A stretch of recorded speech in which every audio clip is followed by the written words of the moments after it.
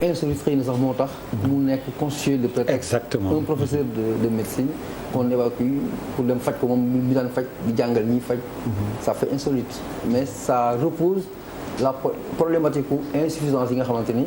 moom la ñu am si wàllu suñu politique de santé. Santé man dama si jàpp damay tënk benn rek c'est que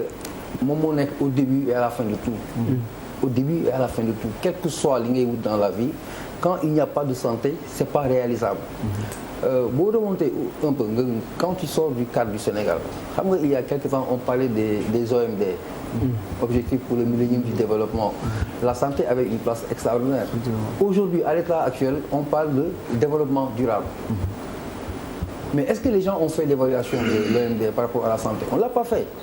Et là ñu ngi engouffré wu ci développement durable te développement durable également pour mu exister il faut que les populations qui sont les acteurs puissent être en bonne santé.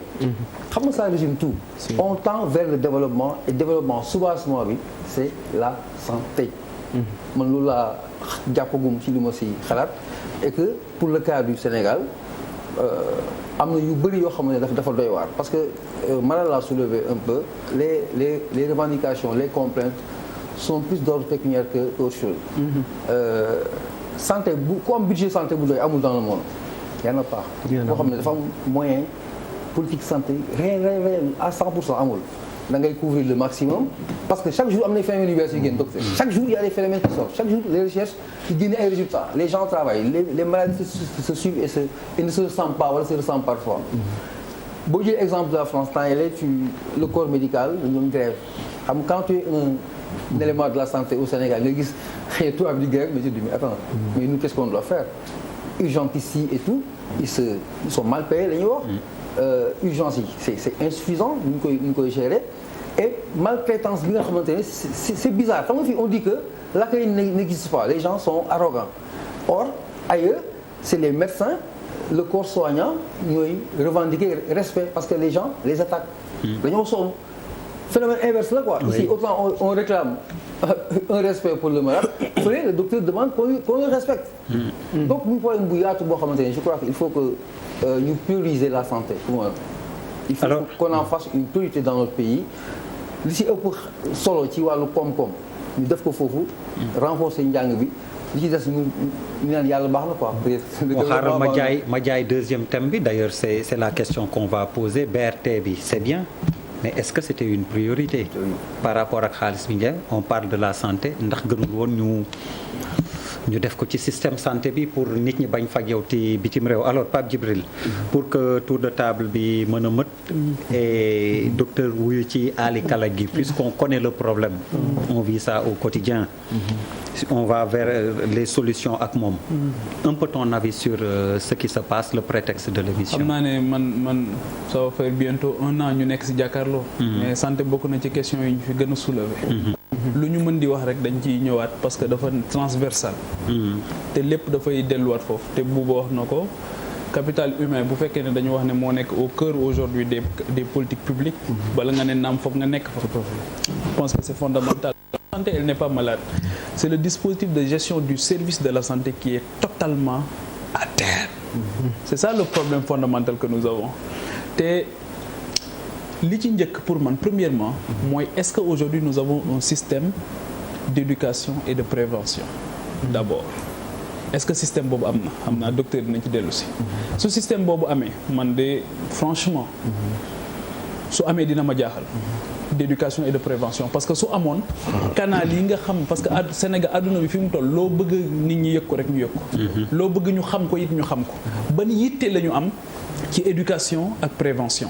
su fekkee ne système boobu am na est-ce que ce système est constamment évalué ou pas finalement malheureusement question gouvernance dugg si waat ci liñ ciy def parce que système processus la rek ndax ñoo ngi koy évaluer wala déet ak lan lañ ciy def wala defuñu ko deuxièmement c'est le financement maintenant de la santé pour man loolu mooy le problème fondamental je reviens de Tivaouane tey laa ñëw 13h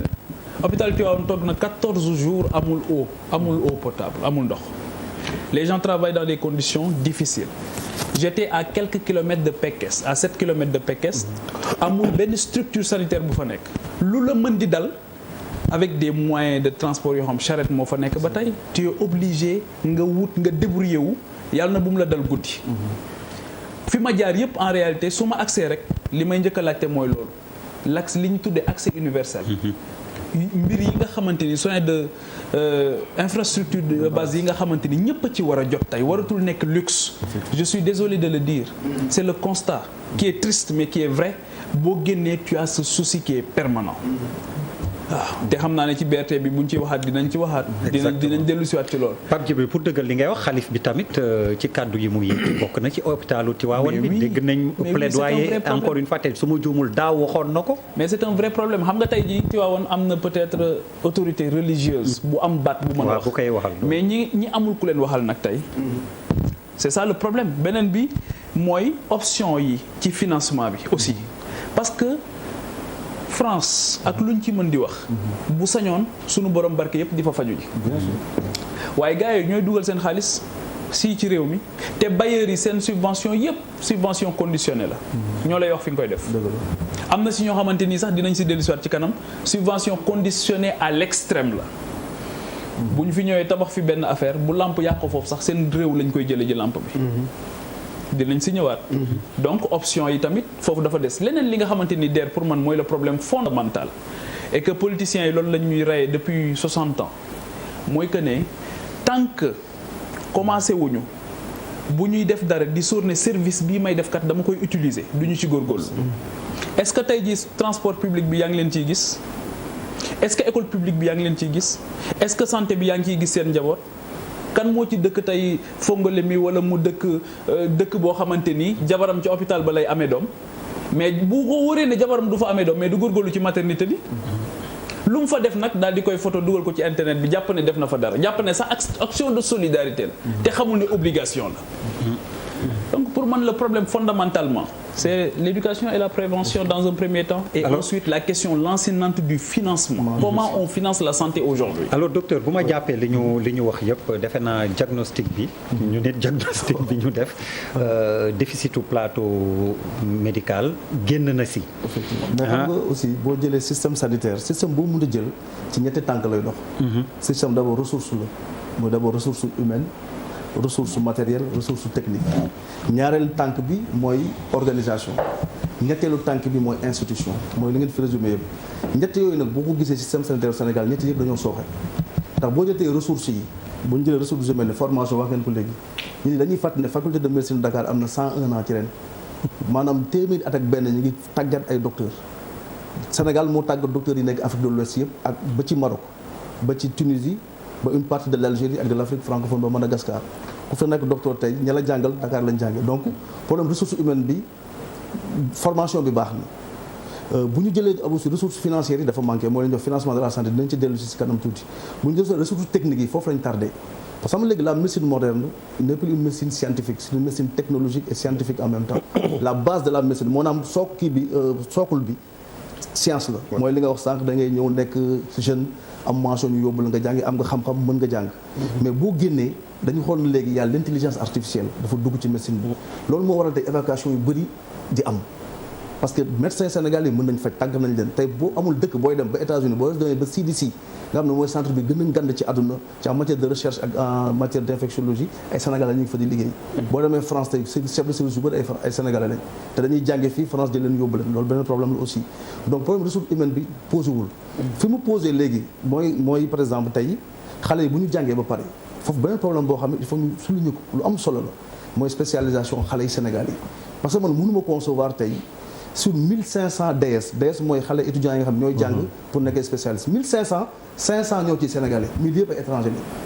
la ba pare nga ne da nga comme nañu dañu am prévision pour santé Sénégal dans 5 ans dans 10 ans dans 15 ans ça pose un problème loolu il faut ñu régler ko te loolu Sénégal kese ci àdduna bi man fu nekk dinaa fa taxaw laa gis muy def loolu te loolu am na lu ko waral wala ci def ay enquête ñu xool lan moo tax nanguwuñu former xale yi Sénégal yi di former ay Tchadiens je ne suis pas en xénophobe di former ay Guinéens di former ñeente xale yi booy yaa ngi génn Sénégal am na 5 facultés de médecine am na benn bu nekk Dakar bu nekk Thiès bu nekk Saint-Louis bu nekk Bambey ak bu nekk Ziguinchor donc ressources humaines yi ñu ngi fi kenn du wax loolu planification bi moo amul seet na par exemple fii ak Sénégal fii ak 5 ans ñaata gynécologue la ñu soxla da ngay am région yoo xam ne amuñu gynécologue Kolda ba léegi amaguñu gynécologue ku ñu faa fi te nga bañ loolu problème la te loolu war nañ ko mën saafara parce que ressources yi am nañu fi maintenant ressources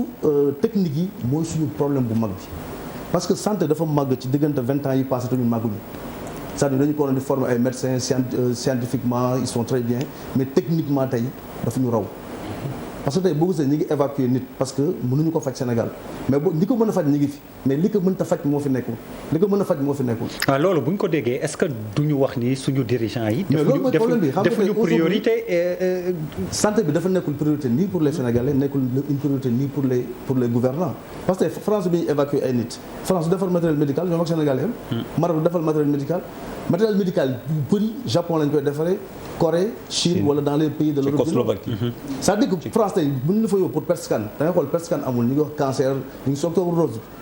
mais le processus de soins des cancers amuñu ko parce que tey amoo PET scan. tey par exemple boo jëlee yenn matériels yi comme par exemple les IRM de Auchan yi nga xam ne tey moom la ñu mën a defee diagnostic bu leer ci yenn cancer yi si jigéen mais am benn bu fi am buy dox principal la boo amee tey ku am urgence dina toog 2 semaines wala 10 jours ñu ko donc koy doog a mën defar ça pose un problème. taw aajowul dañu dem jënd ko rek teg ko xale yi ko mën def ñu ngi fi. 3 milliards la jël xaw ma 4 milliards maximum. donc problème de priorité day ñëw. loolu mooy wane ne tey dañu amul politique de planification sanitaire bu baax. mais ressources humaines amul problème bu ñu ñëwee problème organisation bi foofu laay waxee responsabilité yi. parce que tey population Sénégal dañu am problème de priorité état bi am problème de priorité yaa ngi ay BRT ay TER. mais tey sénégalais yi amul santé nekkul seen priorité quoi qu'on puisse dire. non docteur xam nga lu ma bëggoon xam. à peu près ñaata bu ñu ko investiroon vraiment comme ni ma doon wax sànq ñaata et sur combien de temps. sénégalais dootul tukki naan mi ngi faju feneen. non li ma si xam mooy tey bu ñu defoon te loolu c'est des études qu'on a fait dans benn organisme bu nga xam ne privé la mais tey bu ñu jëlee tey 200 milliards de francs CFA par année loolu système bi mën absorber. te 200 milliards da nga koy séddale ci tabax hôpital. da nga koy séddale ci former ay médecins da nga koy séddale ci jënd ay équipements bu ñu ko defee par année pendant 5 ans muy 600 milliards du ñu soxlaati yóbbu kenn fenn parce que problème bi ñu am du problème formation. 200 milliards sur 5 ans. ça fait 10 milliards. Oui, 1000 milliards. Oui. C'est moins que certains investissements non prioritaires qu'on a fait dans ce pays. donc loolu bu ñu ko investir lu leer laa lay wax ci ay études yu leer. parce que ñun defar nañ benn maquette hôpital boo xam ne rien que la construction te hôpital boobu. buñ ko xoolee moom ak hôpital bi nekk Mayo Clinique bi nekk Floride lañ ci jël man ak sumay xarit ñu def say études. ça fait 29 milliards rien que la construction l'équipement ça va faire moins de 20 milliards. donc avec moins de 50 milliards suñ ko amee mën nañ tabax hôpital bu nga xam ne bu ñu soxlaa di évacuer. deuxième bi mooy question de politique et d'organisation la. absolument tey bu ñu jëloon tey Sénégal on est un pays pauvre super endetté. nañ fexe ba zone géographique bu nekk ñu def hôpital boo xam ne ku feebar doo soxla di génn zone boobu. tey bu ñu jëlee par exemple tey Dakar déjà c'est bien. ñu jël la zone centre jël Fatick jël Kaolack parce que da nga wax solution jël Diourbel c'est la zone c'est le bassin arachidier. mën nañu fa def hôpital boobu ma lay wax maquette bi am nañ ko c'est 29 milliards de construction lépp lu ñu soxla commencé ko ci PET scan commencé ko ci équipement yi nga xam ne mën nañu uti France mën nañu ko fa def bu ñu ci amee 5 yu mel noonu kenn du génn ci zone géographique di faju Dakar wala waxatuma sax ñu lay évacuer parce que évacuation sanitaire nekkul solution ci dëkk. day indi pauvreté. parce que tey boo évacué nii waxuma sax nga yóbbu ko France c'est-à-dire nga jëlee nit Tambacounda indi ko Dakar mu faju si rek déjà logistique bi muy déployer moo gën a cher soins yi. logistique bi muy déployer nga jëlee malade Tambacounda indi ko Dakar muy faju rek déjà bu dee père de famille logistique bi ngay déployer pour mu faju Dakar boo ko évaluer soins yi quelle que soit la maladie logistique boobu moo gën a cher feebar bi faj bi ñu koy faj. donc problème mooy il faut que ñu am lu ñuy wax mooy ngay wax sànq Pape Djibril di wax la gouvernance sanitaire.